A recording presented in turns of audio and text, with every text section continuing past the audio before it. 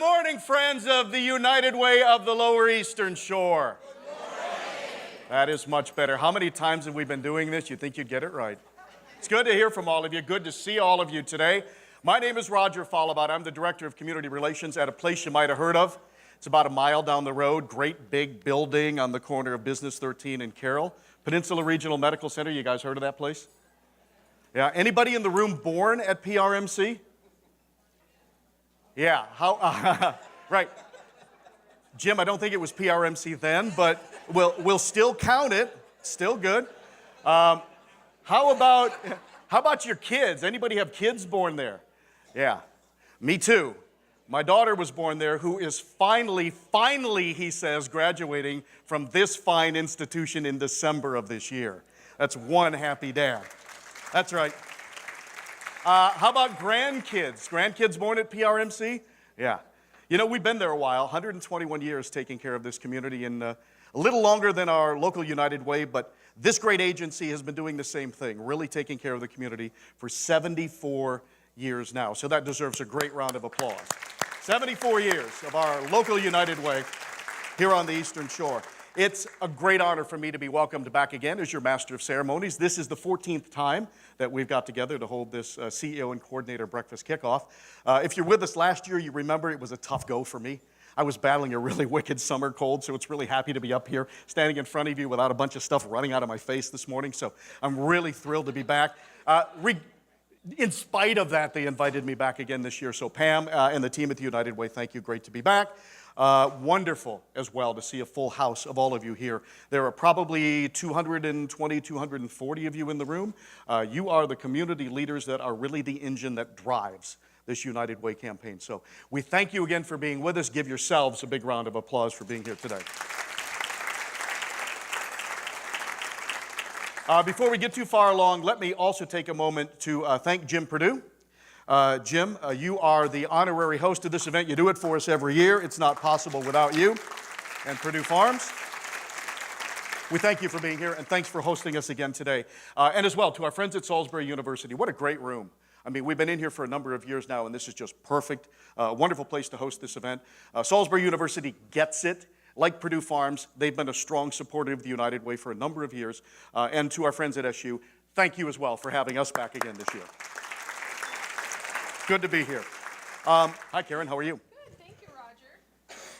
Well, it certainly is my great pleasure to welcome you here to Salisbury University this morning on behalf of our president, Dr. Chuck White, and really on behalf of our entire campus community.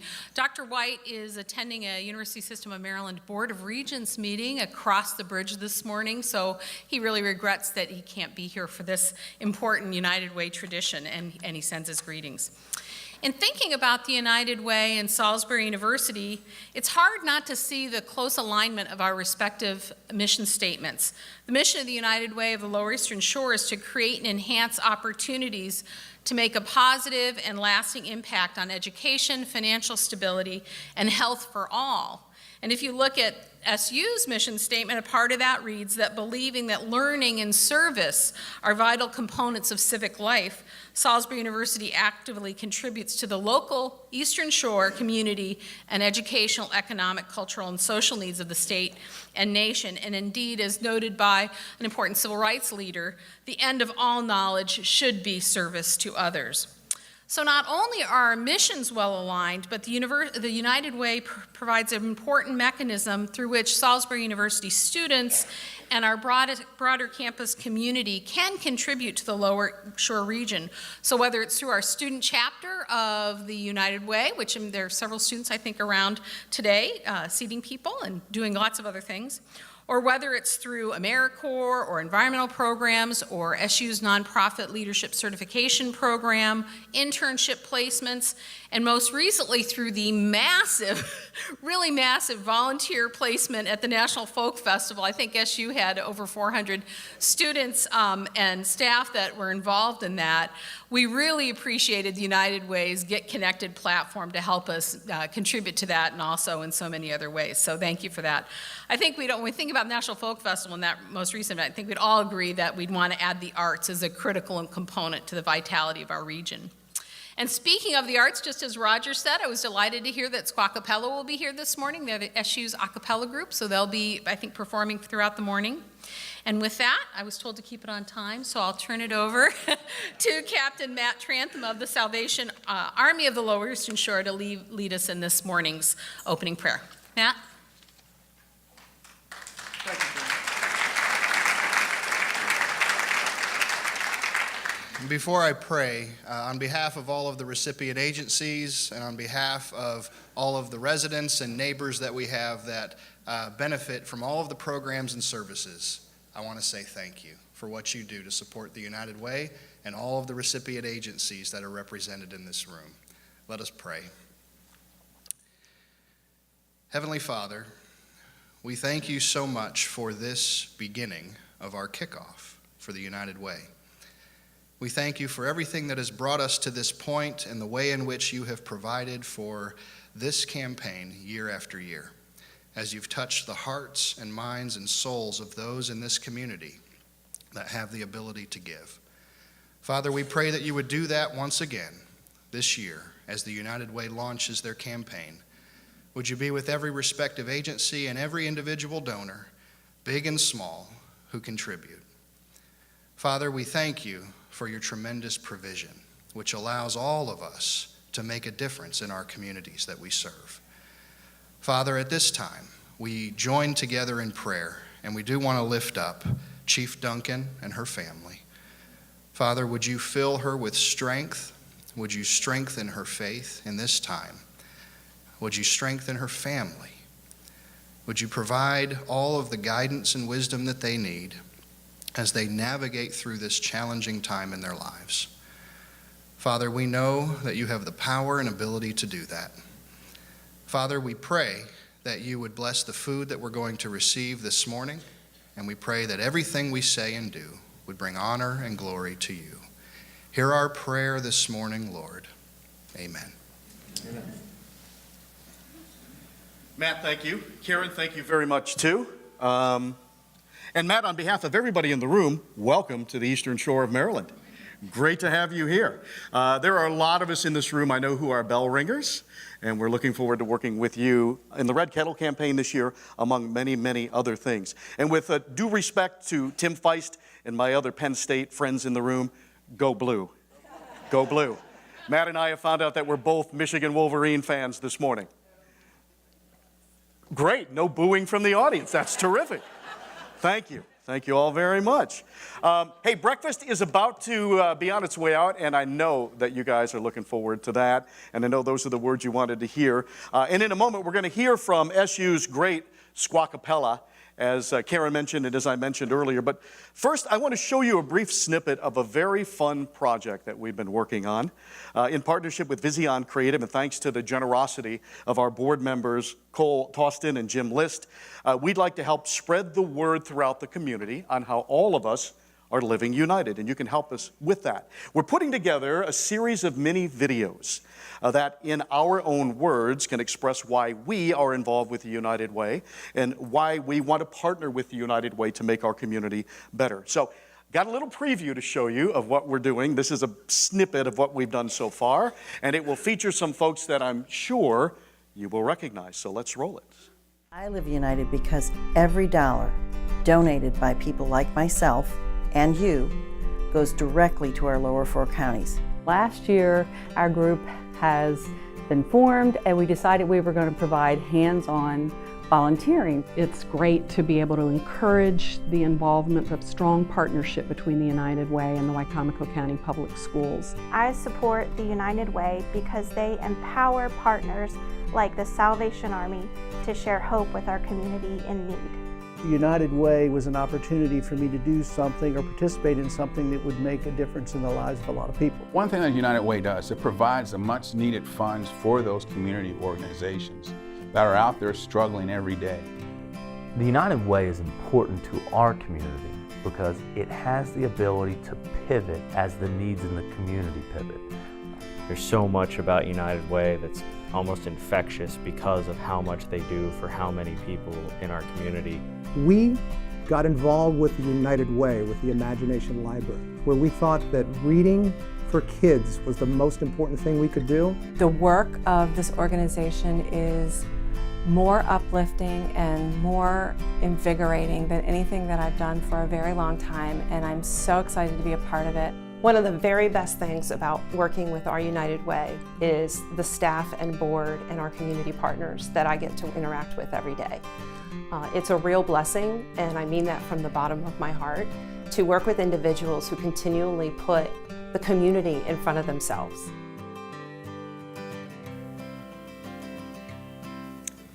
Pretty cool, right?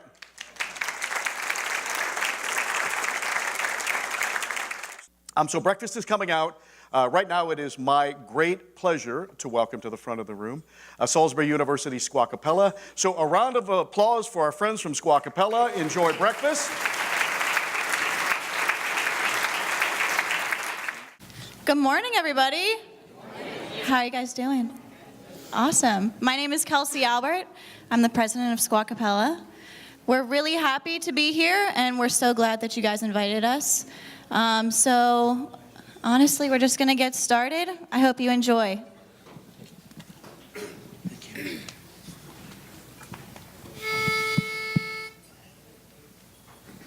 One, two, three. Singing, oh, happiness, yeah. Oh, happiness, yeah. I got a homesick heart, but a long ways left to go.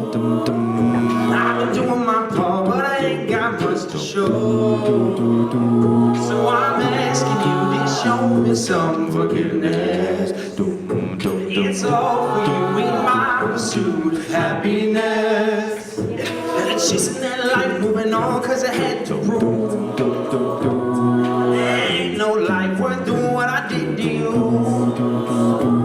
So I'm asking you to show me some forgiveness. It's all for you in my pursuit of happiness. Hey, how about a great round of applause for the Salisbury University catering and dining team? How wonderful is the breakfast every year we come to this event, right?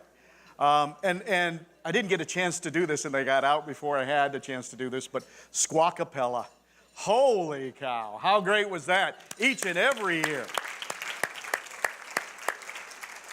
Thank you, Squawkapella. That is always awesome. What a great performance. And don't rest those hands just yet, because I'm going to need another round of applause from you here in just a moment as I bring forward Jim Hartstein, who is of the insurance market. Jim is also our executive vice chair. He is also the immediate past chairman, board chairman of our United Way board here on the Lower Eastern Shore. So join me in welcoming Jim.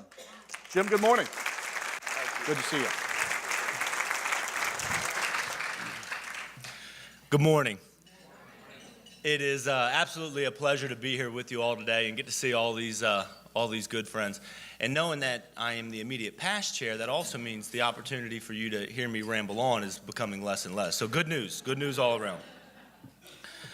As Roger said, my name is Jim Hartstein. I am the immediate past chair. On behalf of the board, and we'll bring Dana up in a few minutes to talk about this year coming going forward, I want to give you sincere appreciation, sincere thanks for being here today. It means a tremendous amount to each and every one of us, the staff, the board. Your support and your appreciation, your faith and confidence is exactly why we do what we do. So I've been asked to speak a little bit today about some of the recent changes that we've had at United Way and how those changes are going to affect our agency going forward. Thanks to your unwavering support and confidence, we are coming off of an incredible year. In the last year, from a giving and fundraising perspective, we have achieved unprecedented levels of success. This success has allowed us to help fund our partner agencies in ways that, quite frankly, we didn't know were possible. From an advocacy front, we were able to successfully advocate for increased funding for the public school system, as well as bringing additional resources for the opioid epidemic that's having such a devastating impact on our community. We've also lived up to our volunteer commitment.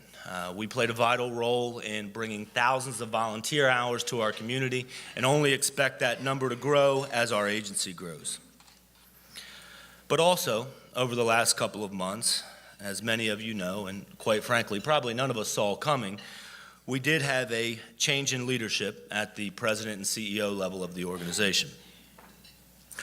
Over the last 24 years, under the leadership of Kathleen Momay, our United Way has had tremendous success.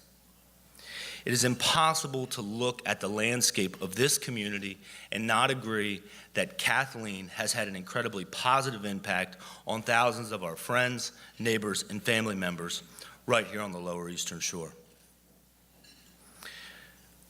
On behalf of the Board of Directors and our partner agencies, we would like to thank and honor Kathleen for her service, incredible leadership, and incredible accomplishments over the last 24 years. Transitions like this are not easy. While much has been said over the events that have transpired in the last couple of months, please know that this organization is committed and will remain committed to continue to act in a way that protects the integrity of the United Way and your individual donor dollar. On behalf of our United Way, and I do mean our United Way because the United Way belongs to each and every one of us, we believe that the strength and stability of our United Way is vital to the overall health of our community. As I look at our community and the role that our United Way plays in it, I am convinced that the need for a strong United Way is greater than it's ever been. For our partner agencies, your community need is higher than it's ever been, and you have far less time to properly serve that need and then raise the funds required to do that. As donors, you have new ways to give, you have more organizations that you can give to, and not nearly enough time to properly decipher those options. Please know that a gift to United Way has hundreds of volunteers behind the scenes, as well as an incredibly talented staff that takes your donor dollar and the stewardship responsibility that comes from it incredibly seriously. We will put that money to good use. And that's why we believe that for this very reason, an investment in the United Way is one of the most efficient ways that you can give to your community. That will not change. Campaign coordinators, as you think of creative ways to generate excitement, as you meet with your donors and you're faced with questions, please know, as you look those vital members of our community in the eye, that we are taking our role as leadership and to protect the health of the organization incredibly seriously. You have my word and the word of our board of directors that your gifts will continue to go to the right place in our community. As we have said, the United Way is vital to the overall health of our community, and we are honored to have the opportunity to serve you in this capacity. We, as a board of directors, view this as an incredible chance and incredible opportunity to continue to build our organization as it grows, because quite frankly, I think our community needs this organization to be strong and continue to grow. And we are all incredibly fortunate that we have the opportunity to experience this growth under an incredibly talented leader and my friend Dana Seiler, who's going to be leading us through this next year. Thank you for your support. Thank you for your confidence. And God bless each and every one of you. Thank you very much.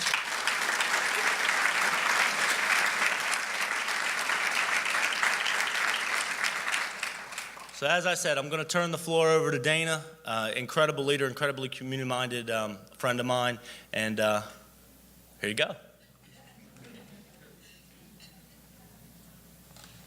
Thank you, Jim. I really appreciate that, and I don't think that the sentiments of the board and the staff and the people that are intimately involved with United Way could have been said any better. So thank you again, Jim. I appreciate that. My role here today is twofold. One is to officially welcome you to the kickoff of this year's campaign. And I want to thank each and every one of you who gave up your morning to be here. It's incredibly important. It's incredibly important to us, and it's incredibly important to the community. I would like to take a moment as part of my responsibilities and recognize the dignitaries that we have here today. I know that I'm going to ask them to stand, and I'll ask us to please wait until everyone has stood before we clap, because I know some of us have favorites, and I just want to make sure that the applause is equal across the room, so if you would bear with me in that. and I would thank you. As I call your name, would you please rise and stay standing until we have introduced everyone. We are happy to have Donna Haig, representing Mayor Jake Day's office, here with us today. Delegate Mary Beth Carroza. You know, I see Mary Beth all over the place. Do you guys see Mary Beth everywhere? We have Delegate Chris Adams, Senator Addie Eckert, Kelly Green, who's the District Director for Jim Mathias' office, Jack Heath, Salisbury City Council President, Ryan Snow from Governor Hogan's office, John Cannon, Wicomico County Council President, Bill Reddish from the office of Congressman Andy Harris, Delegate Johnny Maltz, Sheriff Mike Lewis of Wicomico County Sheriff's Department, and Sheriff-elect Matt Crisafulli from Worcester County Sheriff's Department. Would you join me in a round of applause for our delegates?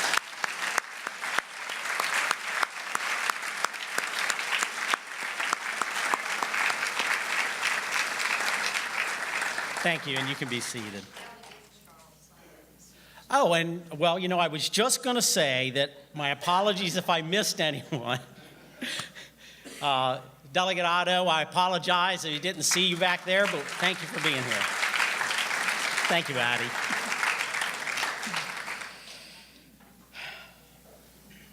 You know, I'm really excited about the opportunity to be here today, and Jim is a much more polished speaker than I am. I'm more a heart on the sleeve kind of guy. And so while my role is historically, we've talked about what we've done and how far we've come and what we've done beyond last year. I had a conversation a few weeks ago, actually probably last week, with someone who I considered a potential donor, and I happened to be in their place of business, and I was talking to them, and I handed them an invitation to today. And she looked at it and she goes, "Oh, this is nice, Dana. You know, I'll look at my calendar." And she turned to walk away, and then she stopped and paused. And she turned quarter of the way back to me and said, "You know, I'm not really a fan of the United Way. It's just a big money-making organization." And as I walked out of that conversation, it got me to thinking that, is that the way we really present ourselves? Is that who we are? And when I look out across this room, that's not what I see. What I see is a community of people who are like-minded and love their neighbors. And they don't just love the person that lives next door to them whose lawnmower they borrow. They love the person down the street who's recovering from addiction. And they love the person whose family is going through a difficult time with maybe a long-term illness that's coming to end. And they're looking for the love and the care that comes from Coastal Hospice. Or maybe there's a family that doesn't have a home right now. You know, we're fortunate. We have a bed to put our head, yeah, there we go, a pillow to put our head on every night. And it's organizations like Diakonia and Christian Shelter and Samaritan Ministries and places like that that provide that pillow for them to put their head on every night with their family. And so what I'd really like to communicate to you today, and this is what we hope that you take away from the presentation and the program that we have, because it's different than what we've done for the last number of years. I hope that what you take away from this is nobody said it was going to be easy, but I can tell you it will be worth it. And as I turn the floor back over to Roger, I hope that what you come away with today is that everything we do as community members, as leaders, as dignitaries, as employees that participate in a campaign, that you can look anyone in the eye and say, I did it because it's worth it. It's worth it because of the impact we bring across the 4 counties we serve. So with that, I'll turn it back over to Roger, and we have an incredible opportunity for you to find out why it's worth it today. Thank you.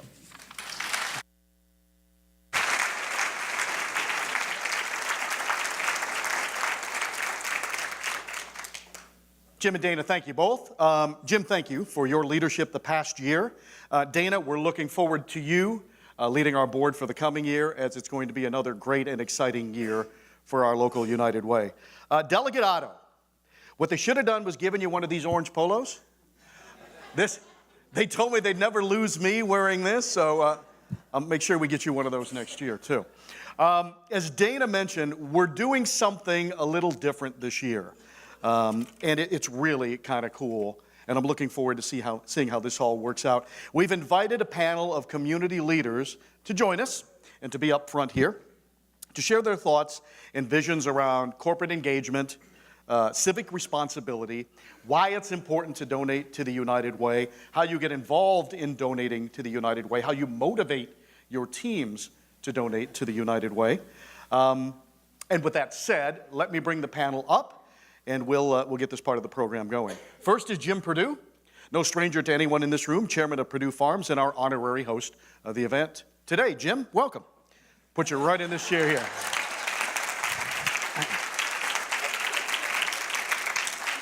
Second on the panel is Steve Leonard. Steve is the president and CEO of the Peninsula Regional Health System and Peninsula Regional Medical Center. Steve is a past United Way board member. He is also the past Community Impact Committee chair, and he's my boss. So Steve, good to have you here. Thank you, appreciate it. Claudia Nagel is next. Claudia is the executive director of Diakonia, a long-time partnering agency from Worcester County. She is also the coordinator of Diakonia's internal campaign. Hi, Claudia.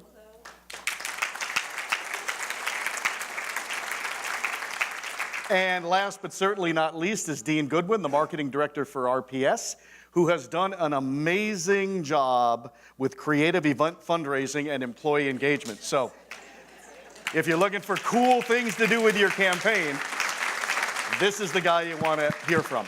All right, so I have a set of questions that we've heard many of you in this room ask us over the last few years about engaging your teams in the United Way.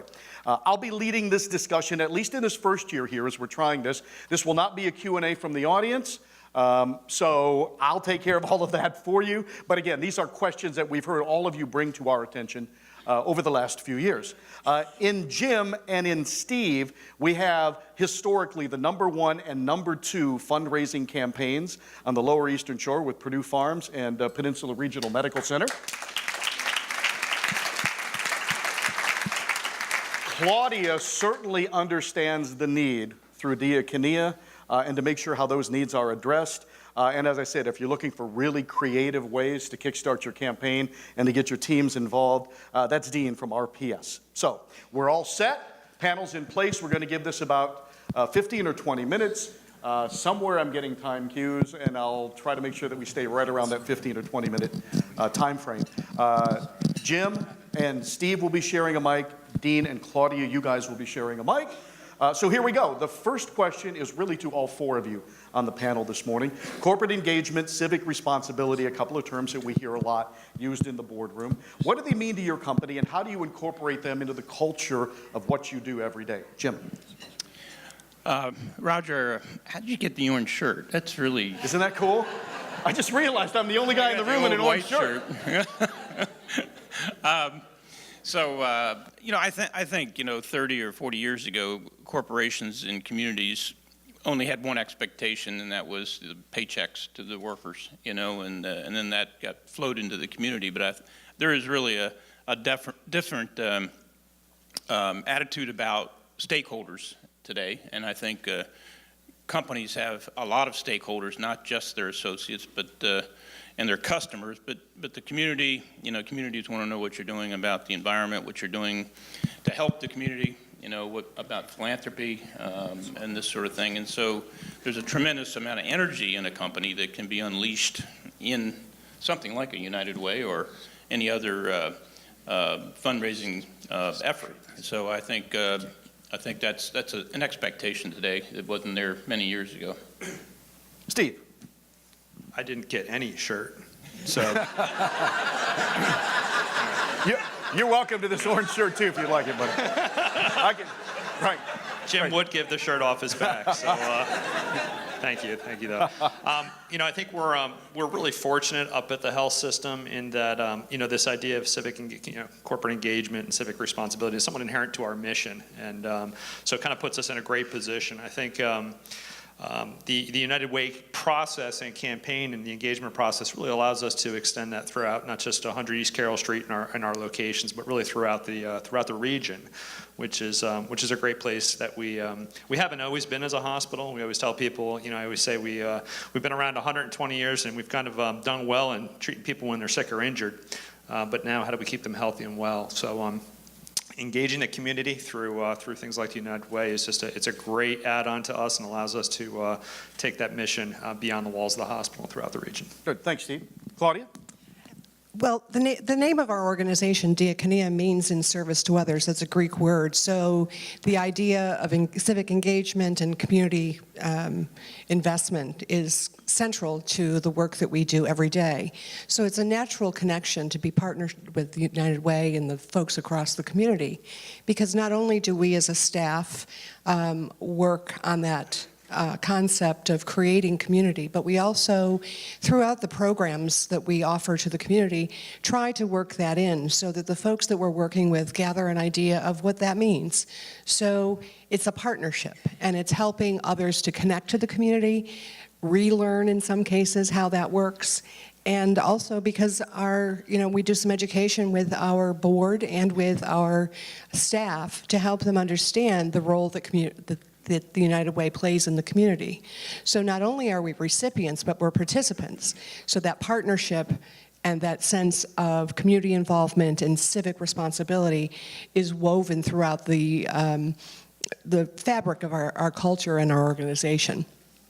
And we would not be able to do what we do were it not for the United Way in each and every one of you. So we're very grateful, and we really understand that complementary relationship between organizations and the community. So thank you. We had these questions about a couple of days ago, correct? We had time to think about them, and I looked at the question and I thought, I really want to come up with some great quote, something that's very quotable, something that could be read really well in a press release. And then I realized that who the audience is. You're all CEOs, you're all managers. So the thing that I have to say is that I think those words mean nothing. A very controversial thing to say. I think the words themselves mean nothing. Brad Sutliff and I are both participants, are both members of the same organization. We are the 4th largest insurance brokerage in the world.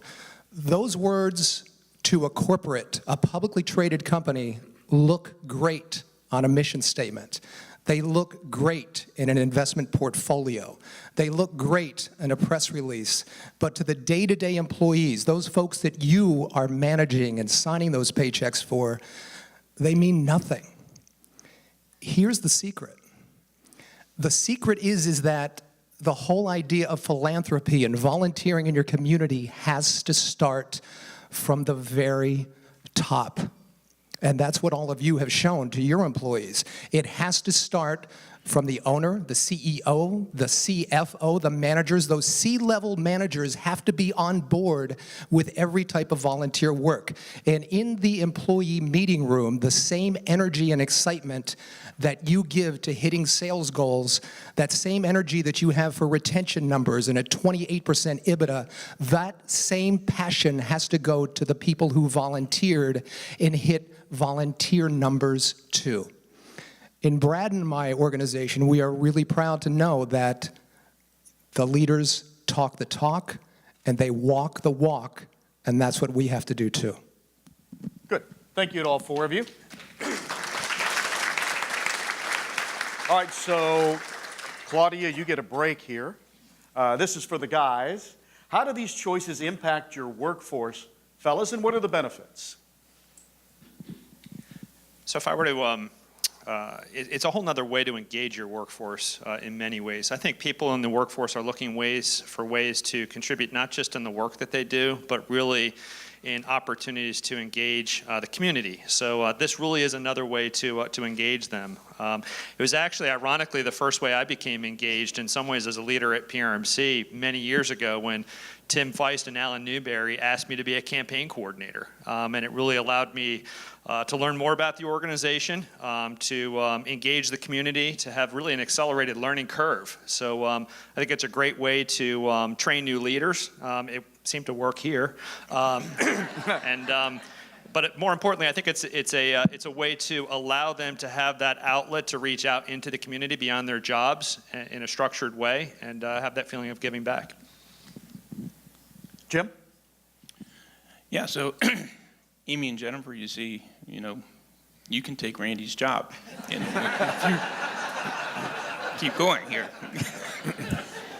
If you exceed the goal this year. No, I think Steve said it well, and it's energizing, to a company. For teamwork, you need a focus. Whether you go build a house together, it's a good team building activity. Well, United Way goals are a focus. You can focus the energy of the associates in the company on, and they can achieve that. I think the question was, how does this relate to your community and your workforce? Was that kind of it? Yep. How does that? Yep. Our organization, Brad and I are responsible for 32 employees. That's the total amount that we have in our office. So it was finding a way to raise a bunch of money for a great cause. And so we put on 2 events, one in the fall, one in the spring. Brad chairs the one, I chair the other one, and we co-chair them together.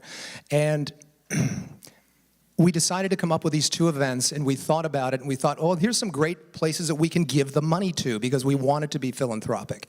And so we quickly realized that we can't just decide where the 2 of us are going to give the money. We had meetings, we had polls, we did online surveys where we said, where do our employees feel that this money should go?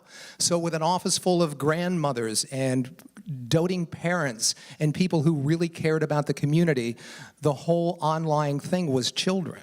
And so we got very involved in the Imagination Library, and to get all of our employees behind it made all the difference in the world. And I will tell you that when we have our events, when Preakness happens, in the loudest round of applause for our events, for Preakness, it's not for the business that picked the winning horse. And for Frisbee Golf, it's not for the team that won the event. The loudest applause from both the employees and all the people that are there comes when we have the United Way folks come up and say, this is how much money you've raised, and this is where the money is going in the community. And that's made all the difference for us. Awesome. Thanks, fellas. Claudia, your turn now. As we mentioned, Diakonia is a long-time partnering agency in Worcester County with our local United Way. What does it mean to you to have the United Way's stamp of approval as a partner agency? Well, one of the things that I know is that United Way is a very known entity. So when, as a partner agency, when you say that you're a partner agency with United Way, that lends some credibility and it puts something behind it, to know that folks like you are behind the organization, because it gives you accountability. It also helps. There's something that I'd like to say about the Alice report that was done a few years ago. As a nonprofit that works with grants, et cetera, and in partnership with the United Way, the material and the information in the Alice report has been critical for us in planning and in writing grants and in taking a look at our community with a different lens. A lens that without the United Way would have cost individual organizations thousands of dollars to put that kind of information together and to participate in a national campaign like the Alice Report. It serves us every day. And that kind of partnership, they listened, they heard us. And I'm going off track, so I'll get back on. It's an honor to be part of the United Way. It's not just that we receive, but we're also able to participate. And again, that's part and parcel of what we do in our organization. It's not just receiving, but also giving and helping the folks who participate in our programs, our staff, our board, help to understand that. And it's an honor to be a partner, to be a partner agency with the United Way. Claudia, thank you. You're welcome. As I mentioned earlier, Jim runs the #1 fundraising campaign for the United Way of the Lower Eastern Shore. And Jim, you've been at this a long time. You've been a supporter of the United Way for a number of years. So what do you tell the agencies who may be on the fence and thinking about becoming a partnering agency with our local United Way? First of all, I haven't done a thing. You know, the people at this table are the amazing. Right. Give the credit where credit is due. Oh right? boy, you better believe it. But I would tell them to jump off, you know, and jump off the fence.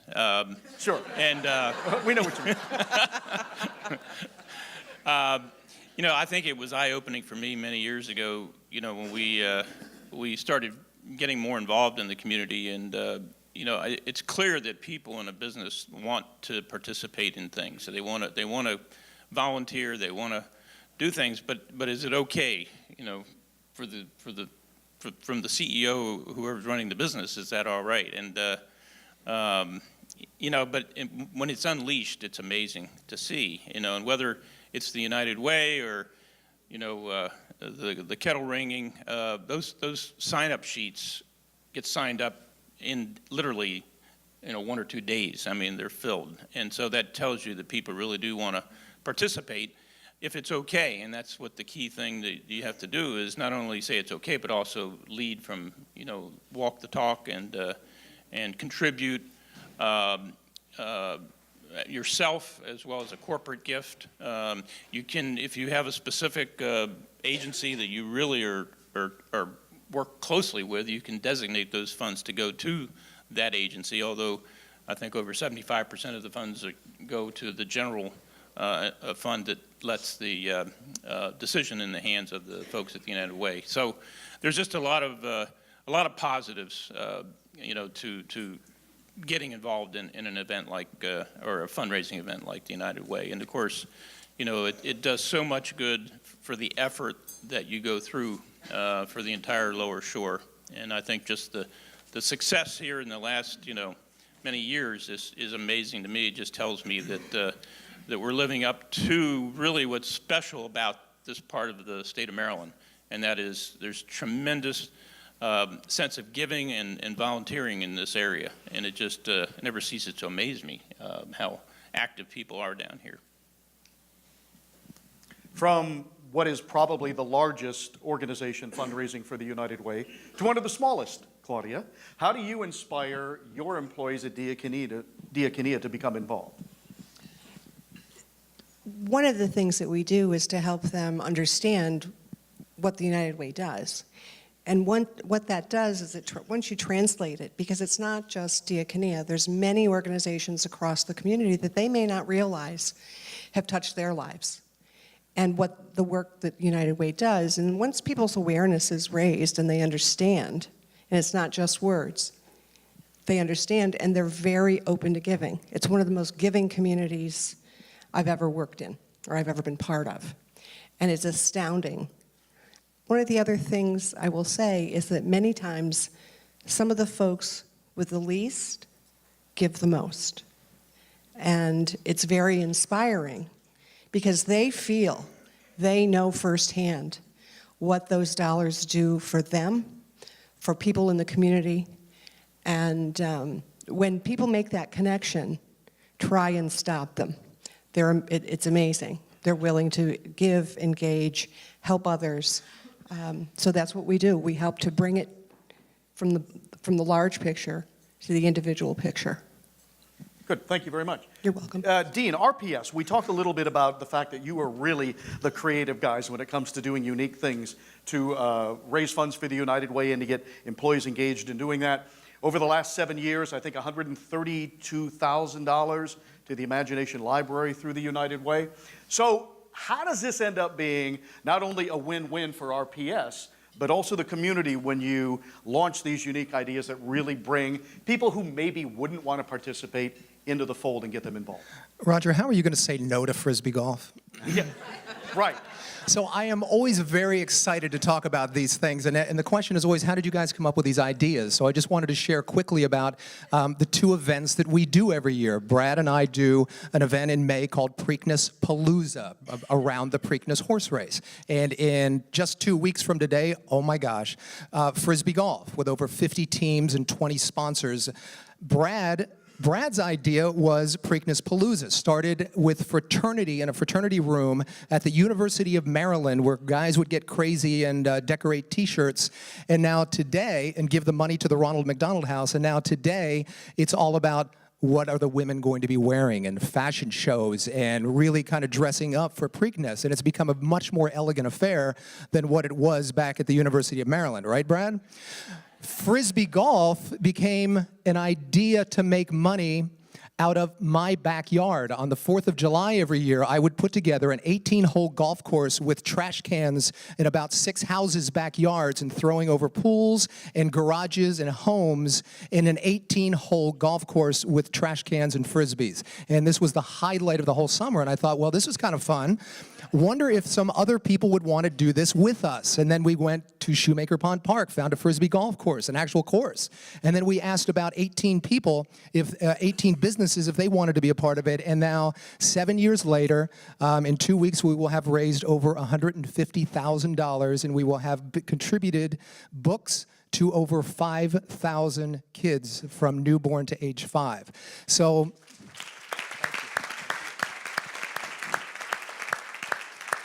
the community question becomes, how is this really helping your community? And we've got some folks from Dorchester County, which is where I'm from. And last year, Dorchester County Public Schools talked about what the Imagination Library has done. Obviously, the money that we raised was going to the United Way. That was a given. But when we decided on the Imagination Library, we wanted to have a real impact. So in the last 2 years, with the books that have been donated, with those students in Dorchester County, reading levels have proven for those students involved in this to have been raised about 10% year over year, both in reading level and in having their recognition and retention. So we are really excited about that. And from an employee's point of view, hearing those numbers, seeing this excitement, that's what gets our juices going. Yeah, awesome stuff. Thank you, Dean. Appreciate that. Yeah, that deserves a round of applause. Some really cool and creative ideas for sure. Since 1897, when we opened the doors, and Steve knows this, how we deliver care and how we, not that he's been there since 1897, but as stewards of what Dr. Todd has provided for us, since 1897, our mission at the hospital has never, ever, ever changed. It's always to improve the health of the communities we serve. How we've done that the last 121 years obviously has changed, and it's different, and we're approaching it differently today than we did just last year. But Steve, how does partnering with the United Way help us to not only achieve, but really to push forward that mission of helping our communities and improving the health of our communities? I'm a bit pensive right now, thinking how my golf game might be better on his course, quite honestly. But thank you for that, Roger. I don't think it's unique to Peninsula. I see Kathleen Harrison, my counterpart from McCready, Michael Franklin, my counterpart from AGH here. Our world is much better. We understand our world a little bit better these days, and really what drives people's healthcare related needs. And it's less about genetics, believe it or not, and it's more and more about social determinants that are out there. What's going on in people's lives that really, unfortunately, may influence them in not making the best choices, either for themselves or their families. Financial security is a significant influencer of people's health and wellness. The ability to have good diets and access to nutrition is more and more important, obviously. So in many ways, we're all in the business now of not just keeping people out of the hospital, but keeping people healthy and well. And I can't think of a better way to, if you look down that list of partners that the United Way engages, it really does do a great job of addressing those social determinants. And what does that do for all of us? It creates a healthier and more well community. So it lines up well with our mission, and it's a great thing to see. A couple specific things we're really excited about more recently is our efforts around healthcare literacy. Much like the Imagination Library, we realize that our population really has, quite frankly, a long way to go in understanding all of those things and all of those choices that we make, good, bad, or indifferent, and the potential ramifications, and really being able to engage their providers in those discussions around their health and wellness. So we've partnered with Beacon from SU, the United Way, obviously, and the local libraries to really, how do we develop curriculums to improve healthcare literacy. I can't wait to get it into the schools, on the bookmobiles coming around. So that's going to be really important for us, because really that's the foundation, is understanding. It's impossible to engage in those conversations without a common vocabulary. So we're excited about that one going forward. On the crisis side, there has been some challenges. So, our pharmacy team has been engaged with the United Way around the opioid epidemic. So, just a couple of examples, but I think, again, more importantly, I can't think of a better partnership out there that allows us as one organization to engage 40 or 50 different partners out there in really changing people's lives. Good. Claudia and Steve, if you want to be a part of this too, what have you seen and what have you witnessed impact-wise of our local United Way on the 4 Lower Shore counties that we serve? One of the things that we really have looked at, and you mentioned it earlier, Steve, is health literacy. There's a mechanism now for us to get that common language with our folks. And the participation is also one of the highlights of working with the United Way, getting folks involved, being able to provide things in partnership with others, we have gardens around the house at Diaconia. We have those because of partnerships with United Way, with the Salisbury School, and there's 100 different examples of those kinds of partnerships. For me, it was fascinating. My role in the United Way has changed over the years, from a campaign coordinator to being on the board. And then there's the coveted seat on the Community Investment Committee, because that really is, quite honestly, one of the best opportunities to kind of be out there and see what's going on. So this is the part of the United Way that's made up of some board members as well as some community leaders that essentially goes out and evaluates organizations to see how they're using donor dollars effectively and efficiently. And for me, it's less about the statistics. What was always amazing to me is the personal stories that you hear at each one of these sites, because 90,000 people impacted. I mean, it's amazing the different stories that are out there. I think I can probably recall every one of my CIC visits, whether it be the Boy Scouts, the Salvation Army, Coastal Hospice, the Seton Center, the nuns down at the Seton Center, you name it. They're just phenomenal agencies out there that are making everyday impacts. And when they bring their program participants forward who share their stories, that's the connection. That's the connection from literally filling out this form, going full circle right to that person who's impacted each and every day. And there's 90,000 stories out there like that. And each one of these agencies on the back of the pink form is always willing to tell their story and to kind of make that connection so that folks have comfort in where the donor dollars are going. So not only are these guys good, they also kept us on time today too. So Jim, Steve, Claudia, Dean, thank you very much for being a part of our first panel discussion.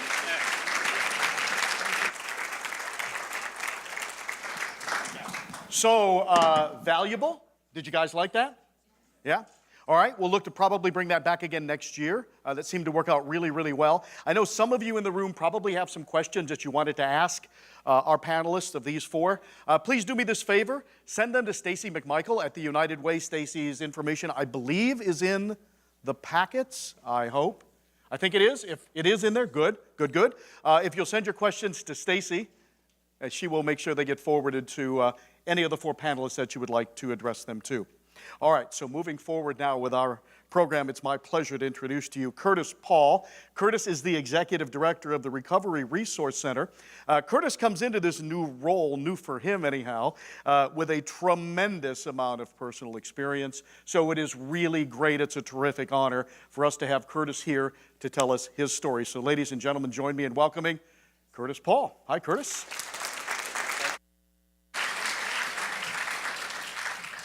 Good morning. Over the course of the Vietnam War, which lasted roughly 19 and a half years, 58,220 Americans lost their lives. In 2016 alone, drug-related overdoses claimed over 61,000 people. That number rose to over 68,000 in 2017. Those numbers are staggering, and many of us have lost someone close. That's because addiction can affect anyone from any walk of life. It doesn't care what color you are or what neighborhood you live in. There's no discrimination when it comes to addiction, and no one is immune. When looking in from the outside, it's easy to gain a certain perspective of addiction. I completely understand how difficult it can be to hold on to hope when you see what addicts do to themselves and the people around them. I know firsthand what it's like to rob someone of that hope, because not too long ago, I was disappointing the people closest to me. That disappointment grew because I couldn't stop wandering further and further into the bottomless pit known as addiction. So now I am labeled an addict. It can be a difficult thing to say.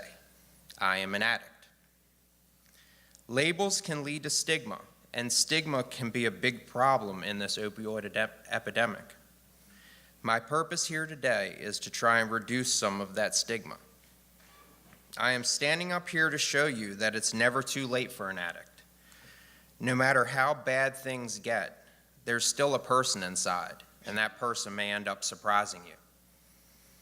I was born at Chester County Hospital in Westchester, Pennsylvania. My mother was an author, and my father built custom-ordered homes. We lived in a beautiful house tucked into the woods of southeastern Pennsylvania. My parents were loving, attentive, and generous with their time. They taught me many things, including proper values and good manners, while highlighting the importance of respect and honesty. At a young age, my parents taught me the value of hard work. Along with household chores, my father would have me gather scrap lumber from around his construction sites. My first job outside of the family was at Mears Point Marina on Kent Island, Maryland, where I spent my summers as a dockhand. During the school year, I was employed by a general rental company, where I began my mechanical education doing small engine repair. My family and I moved to Ocean City in 1995, and I was drawn to the water. I bought a jet ski with the money I had saved up and quickly found a job working for a rental in town. Once I graduated from high school, I went to a trade school in Florida called the American Marine Institute to get certified as a mechanic. After I completed the program, I returned to Ocean City and immediately started a business doing mobile jet ski repair for the local rentals. The business filled a need, so it was very successful. In my free time, I raced jet skis for the local Region 8 circuit. After a few years of racing and doing well, I was approached by a large power sports company named Riva and asked to travel the country with their race team. It was an opportunity I couldn't resist, so I set things up for my absence and off I went. The team and I went as far north as Grand Rapids, Michigan, and as far west as Lake Havasu, Arizona. It was an incredible opportunity and a chance to visit some amazing places. Along the way, I was in a serious accident and had to have surgery done on my left knee. After the surgery, I was prescribed OxyContin for the pain. Being pain-free was the point, but what I didn't expect is the extra motivation the pills gave me. The natural ambition and drive I was born with was heightened, but I had no idea of the risks associated with these horrible pills. The prescription eventually ran out, but the memory of what those pills could do was never far from my mind. This memory would end up being a catalyst for my plummet into addiction. I returned to Maryland after the tour and was approached by an owner of a local water sports company. He asked me to run his business so he could open another location in Florida. Due to the huge influx of people, summers in Ocean City can be demanding. It's vital to accomplish as much as possible in the summer in order to support the business throughout the winter. This would mean very long work days and 0 days off. Eventually, I began to tire, and the pain in my knee was slowing me down. Still having no idea of the risks associated with opioids, I went to a doctor who took a close look at the destruction in my knee and wrote me a standing prescription. I was doing well for a while, but over time, my body started getting used to the pills. I had to take more of them to keep the pain at bay. Then I realized I would feel sick when I didn't take enough. So began the vicious cycle of addiction. Then the unexpected happened. The doctor who was supplying my prescription lost his license. Soon after that, the pills started to dry up, and that's when the devil came to town. He was in the form of a light brown powder, and his name was heroin. I only made a choice to try heroin once. After that, heroin chose me. It took me any place it wanted to. I had lost all control, and I felt like nobody could save me. My parents raised me to have strong morals and values. I never thought I would try and continue to use drugs until I did. I never thought I would burn through my savings and pawn all of my belongings until I did. I never thought I would alienate my friends and family until I did. And I never thought I would ignore my conscience, break the law, end up in prison until I did. I spent a total of 3.5 years of my life behind bars. When I was released, I knew I needed a change. To recover and stay out of prison, it was essential for me to completely restructure my life. The first thing that came to mind was education, so I immediately enrolled in Warwick Community College. It was one of the best decisions I've ever made. Unsure of what classes to take, I registered for their general education transfer curriculum. Toward the end of my first semester, I learned about the chemical dependency counseling program. Something about it made sense to me. I thought about my experience with treatment and how I paid especially close attention to the counselors who were in recovery from drug addiction. I listened more attentively because I felt like they knew what I was going through. I thought about how, if I became a counselor, I could use what I learned from my bad experiences and turn them into a positive by helping others learn from my mistakes. So I signed up. My first class was Chemical Dependency Counseling 101. While in that class, I just happened to sit next to a student who was a member of our local Wicomico County COAT team. We got to talking, and she told me what she does to help people struggling with addiction. She also mentioned how they were accepting applications, so I gave it a shot. I ended up getting the job, and little did I know it would become one of the best things to ever happen to me. Working with the COAT team has been more gratifying than I can put into words. We encounter someone at what is most likely the worst moment of their life and do everything we can to help them return from the depths of their own personal hell. We also try to give them hope by being an example of what is achievable after addiction, along with standing tall as a support network of people who believe anything is possible. After spending some time working with the COAT team, I was given an opportunity to mentor individuals just getting released from Wicomico County Detention Center. My aim was to show them that incarceration doesn't have to be a revolving door. I would offer up an example of the direction I took and help to guide them down their own path toward recovery. The next chapter of my incredible journey began about a month ago. By actively participating in various outreach events and by speaking to others about my battle with addiction, I was introduced to an amazing group of people who are dedicated to helping addicts in our community. I am very proud to say that I have joined that group by becoming the Executive Director at the Recovery Resource Center here in Salisbury, Maryland.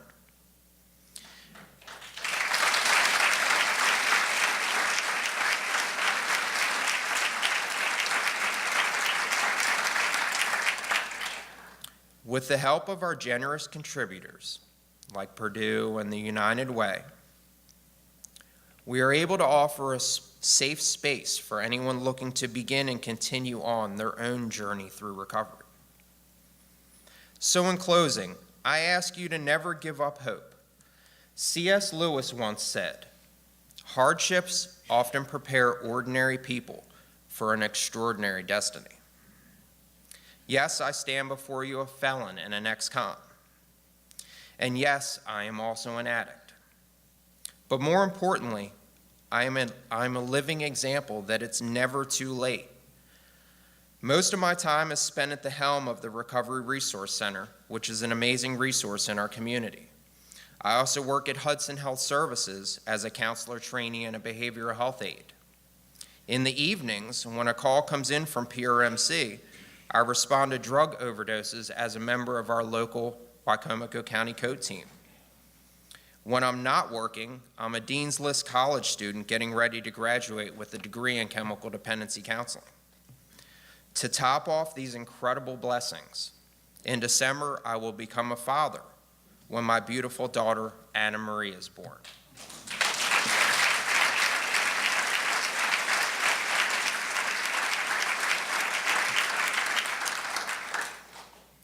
I have achieved all this because I am coming up on 6 fantastic years of recovery. Thank you.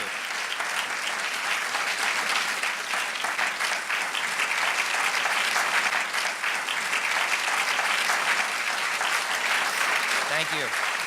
Thank you. Thank you.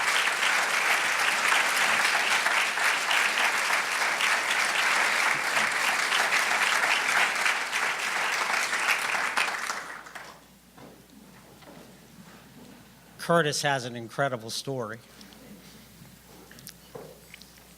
And there's a lot more incredible stories just like that in our community.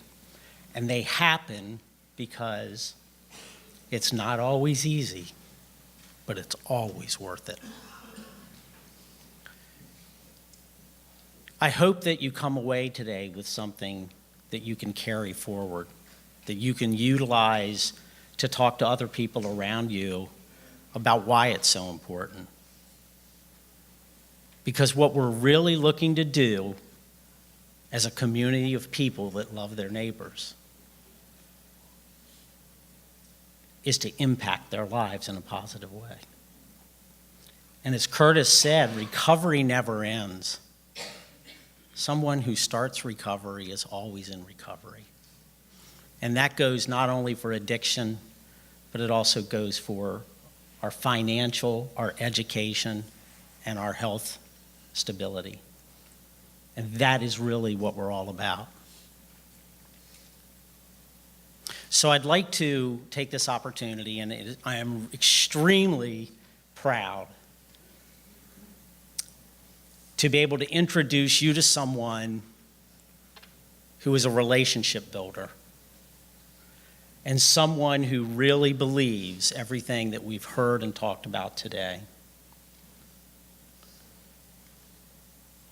And when things weren't easy over the last few months, this individual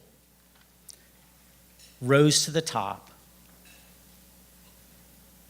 and led our team through some messy days, to be honest. And when things could have crashed and burned, and if they had, we may not even be sitting here today, stepped up and showed us what a leader is. So I take great pride and pleasure in introducing our interim president and CEO, Pam Gregory, to give our closing remarks.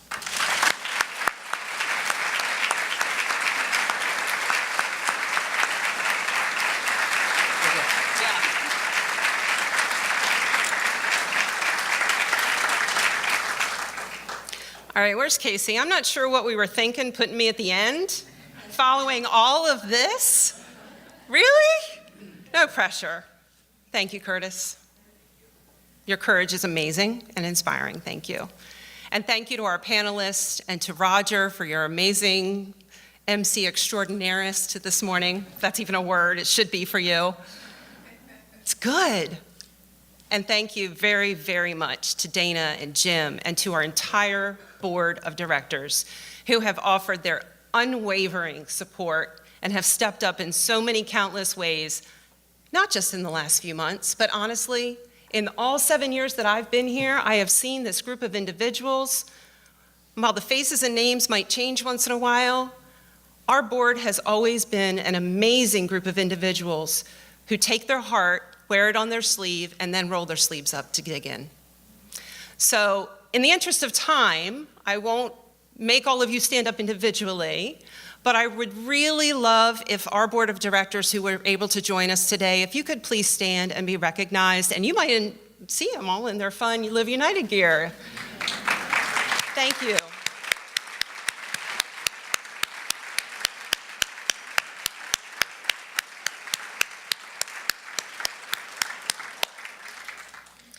So there's another group of individuals and a special group of folks that I really want to say thank you to, and I am going to call these folks out individually and embarrass them really well, I hope. And that's our team or staff. And before I even do that, I'd like to say thank you to everybody in the room. As you've heard this morning, yep, it's been a summer, but that's okay. I want you to know, and I've told this to many of you already in individual conversations, but you know what? We're good. We're doing really well. Thanks to the support of our board, the support of you all in the community. I mean, look at this amazing event our team was able to put together with everybody's help. And thank you again to Salisbury University for the generosity, the support, and the amazing work. You guys wouldn't believe the number of departments that come together like a well-oiled machine to make this happen. It's awesome, thank you. But our staff is really a key component as to what makes this happen and what helps us be able to work alongside all of the folks that you've heard from this morning. So without further ado, I'd like to introduce our team to you, and I've got a couple new names to share with you too. Stacy McMichael, our amazing, yes, you're gonna stand, Resource Development Manager. Where's Kathy Thomas? Kathy Thomas is our Planned Giving Officer. Thank you, Kathy. Mr. Steve Folkrod, our token male on staff. Thank you, Mr. Steve, for keeping us financially fit. And I cannot imagine, you can't imagine how excited I am to announce Miss Casey Decker back on staff full-time, Special Projects Manager. Like every time I say that, I just want to do a dance. Okay. Now, our office manager, many of you may know Meg Davis, and if you follow us on Facebook, I hope you got to see the beautiful photo of her and her now 1-month-old baby and her husband, Andrew. And so she is at home enjoying that maternity leave and will be back with us in November. And in the meantime, we're really blessed to have Brayna Racine in the back helping us out and keeping us straight. She's done a great job of pitching in. And I now also have the honor of introducing 2 new staff. So we have 2 new community outreach coordinators. The first one, Miss Caroline Phillips in the back, who joined us a couple weeks ago, hitting the ground running. And Miss Claire Otterbein. Where's Claire? There she is. Hey, Claire. What's really cool about Claire is she doesn't officially start till Monday, but she was kind enough to show up at 6:30 a.m. to help us out and be here today. Thank you, Claire. And then we also have some really key volunteers that come to our office every single week to help us out. And as any of you that work in the nonprofit world know, you can't do anything without amazing volunteers. And so we have Tracy Ritter with us this morning. Where's Tracy? Oh, hello. Tracy's actually past staff with us as our grants manager, and she's continued to help us out in a volunteer capacity, helping with the Health Literacy Initiative and some other community impact projects. Thank you, Tracy. Pat Layfield is with us this morning. Religiously comes in every week to help us with all things in the office. And two new volunteers, a dynamic duo we call them, join us for several hours every week, and they're in the back, Ryan and his mom, Carol Sherpa. They help us make everything run like a good machine, and you can thank them for all these amazing folders you have in front of you too. So bear with me. Oh, and wait, one more. A special shout out actually to a few volunteers who came really early this morning to help us out too. Melody Nelson, Laura Rodriguez, Jenny Reed Matern, and Brielle McQuiston, who also serves with us as an intern, and the rest of the Student United Way team. Thank you so much for all your help this morning.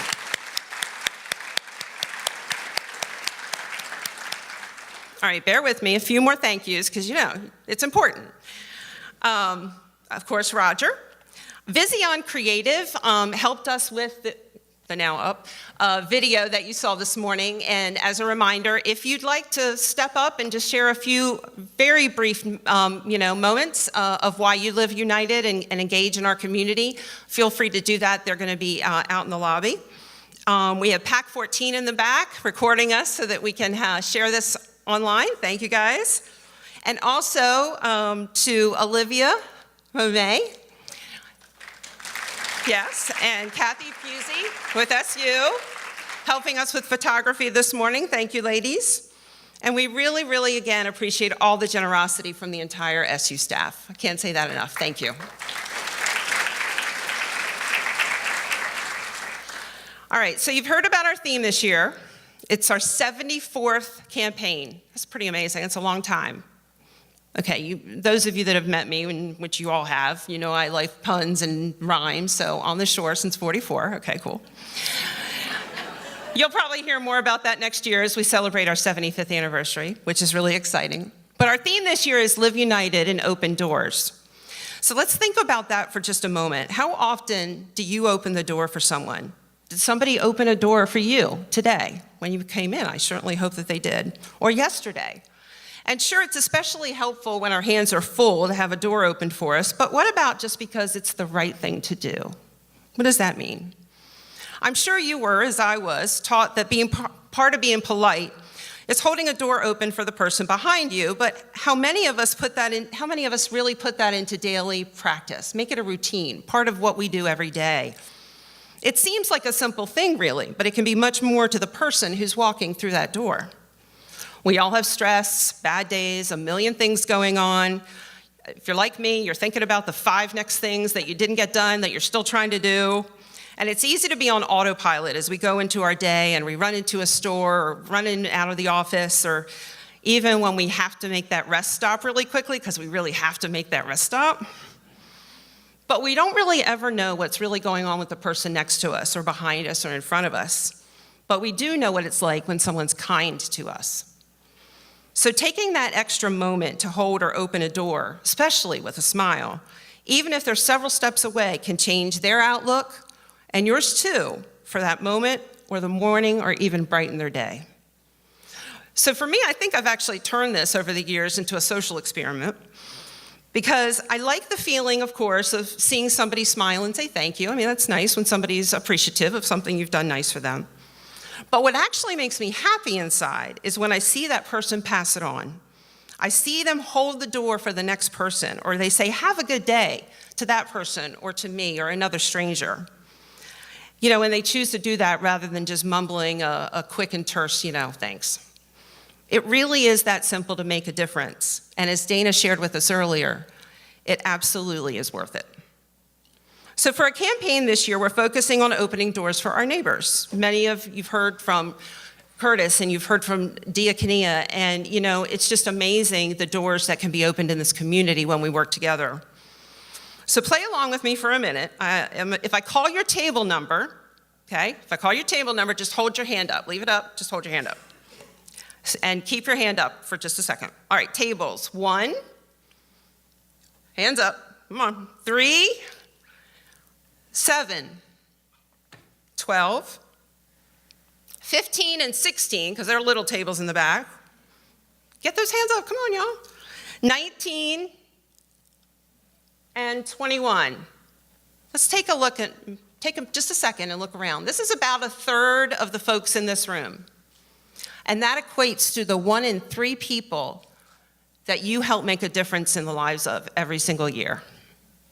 Thank you all.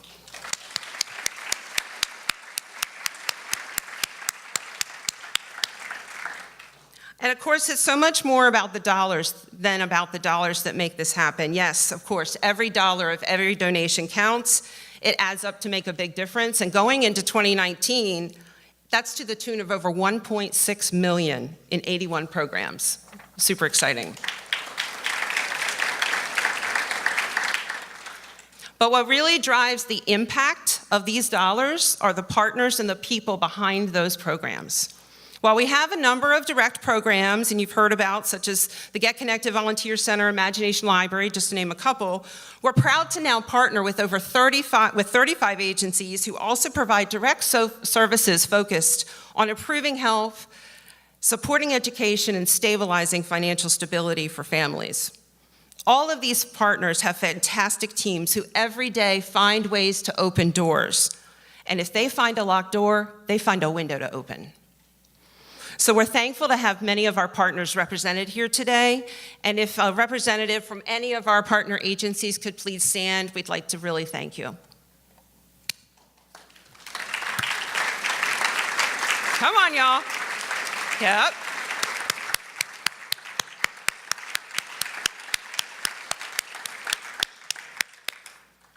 We're also very fortunate at United Way, and I've been personally blessed by this, to be involved in these initiatives, to collaborate with other community organizations. You've heard about the partnership we have with Beacon and with PRMC and the library, of course. We're working through community initiatives in early education, helping to address the opioid crisis. I hope that you saw some of the art in the hallway on your way in this morning. Feel free to check it out on your way back. It's a sampling of the over 70 pieces of art we got from students in all 4 counties in middle and high school. It's amazing the talent and the insight that these youth have into the opioid crisis. But we're really able to do all of this other work, if you will, with other community partners, such as the Community Foundation, the local governments, the sheriff's departments, the health departments, and it goes on. And those are just several of our community partners, and we can't do it without all of you. So, because working together, as we all know, to make a community impact bigger never happens with one of us individually. We have to work together to do that. So before I wrap it up, and I promise I'm about to, I want to direct your attention to the folders that you received today. It's packed full, we know. I'm not going to go through all of it with you now, and you don't have to, but I do ask that you don't go and circular file it when you get back to the office. But there's a lot of great information in there and tools for you, whether you already have a campaign, looking to potentially have a campaign, or want some new ideas or find new ways to get involved with your local United Way in our community. But there are a few quick things that I just wanted to point out that are included. There's information in there about our Get Connected Volunteer Center. We have over 130 local nonprofits who use that site to advertise their volunteer needs and their events and fundraising opportunities. Check it out. It's a great resource for you or your team. It's a great team building opportunity to get involved in a volunteer function. And you can also use that site to track your volunteer impact for free and see how those hours are adding up to real impact. So just released last week, you heard Claudia talk about the Alice Report. We released that in January of 2017 in partnership with United Ways from throughout the state of Maryland. And hot off the press, as of this past week, we have a refresh to that report now available online as well. So it's updated with new data, updated through 2016. There's a lot of expanded information at the county level and now some trend reporting as well. So check it out, the link is in there. If you'd like a presentation or more information, just give me a buzz. And I'd also like to appeal to any of the young professionals or young at heart, and I say that because that means they let me come to a meeting once in a while, here or at your workplace, and encourage you to get involved with our emerging leaders. This is a very dynamic group who work together on development, networking, and fun ways of giving back. Our Women United group, which you heard mentioned in the video earlier, launched just last year, is on fire with not one but 2 programs they are leading. One is Read to Succeed, a reading buddy program, and Girls on the Run, which is a mentoring athletic program, both now in several schools and expanded this year as well into Somerset County. We actually have some open reading buddy spots, and men are also welcome to join in on that. So it's a great opportunity. That information's in there too. There's information about 2 fun family events coming up, the Cornament and the Student United Way 5K. Check them out, great opportunities and ways to get involved. And finally, there's a really cool thing in there about the Pepsi machines. So Pepsi, about 4 years ago now, launched the opportunity to allow anyone who already has or wants to have a Pepsi machine be able to have one branded with United Way branding, and a portion of the proceeds come back to our United Way. Thanks to the machines that you all already have and the other hundreds of machines that are around the community, in the 4 years, over $75,000 has come in from having a drink. Thank you so much to our Pepsi partners and to all of you that support that. So if you'd like a machine too, check it out, the information's in there. So again, when you have a few minutes in the coming days and weeks, please take a minute to go ahead and just look through the folder. Don't try to do it all at once because we packed it pretty full, but maybe instead of a social media break, or you have a couple minutes, and you just need to unwind from a spreadsheet you're staring at, pull a few things out. If you see something of interest, feel free to reach out. The contact information for Stacy and I are in there. So I am really closing now. And I want to leave you with some lyrics, bear with me, from one of my favorite songs, which is something my youngest daughter actually shared with me earlier this summer. And I don't know if we had it, I was too busy talking, I'm not sure if it made it in the rounds of the playlist this morning or not on the speakers, but it's a song called Have It All by Jason Mraz. So if you don't know it, look it up, iTunes, Google Play, whatever, it's worth it. And don't worry, I'm not singing. You definitely do not want me to do that. But it is a catchy tune, and I'm just going to share the first verse with you, if I say this one really long word correctly. May you have auspiciousness and causes of success. May you have the confidence to always do your best. May you take no effort in your being generous, sharing what you can, nothing more, nothing less. May you know the meaning of the word happiness, and may you always lead from the beating in your chest. May you be treated like an esteemed guest, and may you get to rest, and may you catch your breath. And may the best of your todays be the worst of your tomorrows, and may the road less paved be the road that you follow. And please just remember to open doors along that road. Thank you again very much for joining us, for your support. Roger's going to close us out with a couple last notes here. Have a great rest of your day. Thank you.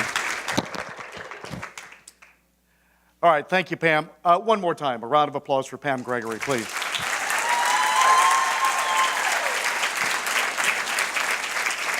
You really want to talk about rock stars in the room. There's one who really took on a huge, huge challenge this summer and has really positioned us to be right where we need to be as we enter this campaign. So Pam, again, thank you for your leadership. It's going to be fun working with you through this campaign, and I look forward to that. I really, really do.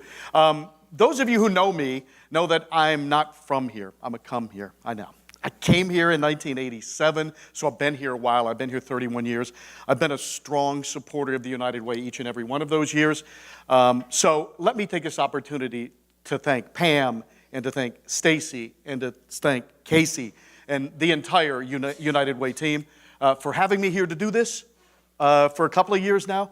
This is because I'm so supportive of this organization. This is kind of like hosting the Oscars for me. So this is really cool. So I really enjoy doing this. And ladies and Steve, holding up the testosterone end of the business for the United Way, thank you all so much for allowing me to do this. I really, really enjoy being here. Really enjoy being here. Now, as they said, and as you know, there is no free breakfast, right? So we're going to need you to do something before you get out of here. There is a big group picture that is happening on the Guerreri steps. Is that correct? Okay, so there will be staff right outside and volunteers who will lead you out there. We do want to get a photo of everybody living united.